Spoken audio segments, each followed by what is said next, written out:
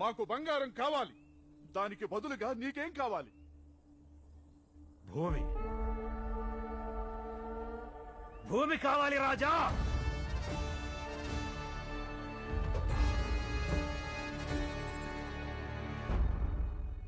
జీవదానం, దేవదానం, గుడి మాన్యాలంటూ కారణాలు చూపి మా నుంచి లాక్కొని పైనున్న అగ్రవర్ణాలకిచ్చారే,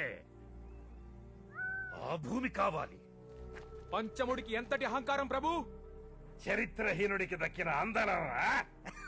ఓయ్ స్వామి, ఇస్తాం. మీ భూమి మీకే.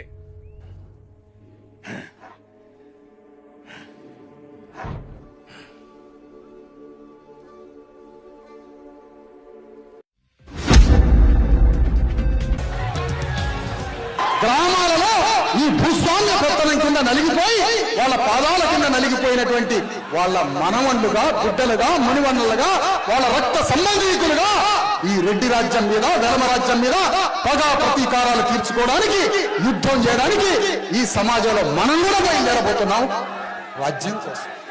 మరి రాజ్యం కోసం బయలుదేరాలంటే నిన్ను నిర్మించి పునర్జీవింపజేసి నిన్ను మళ్ళీ పనిలో పెట్టి నిన్ను మళ్ళా నీకు మూర్తిమత్వాన్ని, నాయకత్వాన్ని, జ్ఞానాన్ని, మొత్తం ప్రయాణాన్ని తీర్చిదిద్ది నిన్ను మళ్ళీ ఉద్యమంలో మళ్ళీ పునర్జీవింపజేసి నిన్ను నాయకుడిగా తయారు చేసి మొత్తం తెలంగాణ గడ్డ మీద కోటాను కోట్ల మంది, 3 కోట్ల మంది ప్రజల్ని సమాయత్తం చేసి రాజ్యం కోసం, ప్రజల సమస్యల పరిష్కారం కోసం, విద్య కోసం, వైద్యం కోసం, భూమి కోసం, ఉపాధి కోసం, ఇంటి కోసం, మానవ హక్కుల కోసం తెలంగాణ గడ్డ మీద మనల్ని అంతం చేసిన భూస్వాములైన రెడ్డి వెలమ దొరల మీద సుదీర్ఘ యుద్ధం కోసం మా భూమి పాదయాత్ర మొదలు పెడుతుంది.